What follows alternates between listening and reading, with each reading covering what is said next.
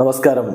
Raf talk ഫുട്ബോളിലേക്ക് ഏവർക്കും സ്വാഗതം. കാൽപന്ത് കളിയുടെ ഏത് രൂപവും ഭാവവും ആവട്ടെ, ഏത് ഫോർമാറ്റും ആവട്ടെ, ബ്രസീലും അർജന്റീനയും തമ്മിൽ നേർക്കുനേർ ഏറ്റുമുട്ടുമ്പോൾ ആരാധകർ ആവേശത്തിന്റെ പരകോടിയിലേക്ക് എത്തും. അതൊരു വേൾഡ് കപ്പിന്റെ ഫൈനൽ കൂടിയാണെങ്കിലും പിന്നെ പറയേണ്ടതില്ല.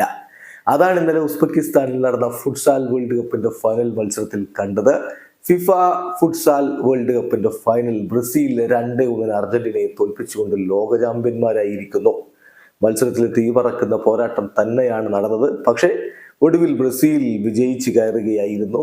ഈ മത്സരത്തിലെ ഹീറോയായിട്ട് മാറിയത് വില്യനാണ്. അദ്ദേഹം നടത്തിയിട്ടുള്ള സേവുകളുടെ കാര്യത്തിൽ അത് എടുത്തു പറഞ്ഞേ പറ്റൂ. അത്രയും മികവ് അദ്ദേഹം കാണിച്ചിട്ടുണ്ട്.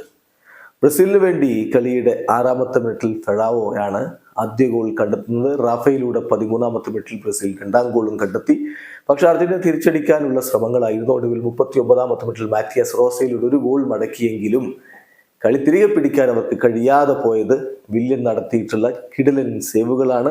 അതിൻ്റെ റിസൾട്ട് തന്നെയാണ് ബ്രസീലിൻ്റെ ഈ വിജയം എന്ന് പറയേണ്ടി വരും. ബ്രസീൽ ഇപ്പോൾ ഇത് 6ാമത്തെ ഫുട്സാൽ വേൾഡ് കപ്പ് കിരീടമാണ് നേടുന്നത്. ഏറ്റവും അധികം ഫുട്സാൽ വേൾഡ് കപ്പ് കിരീടങ്ങൾ നേടിയിട്ടുള്ള ടീം ബ്രസീലാണ്.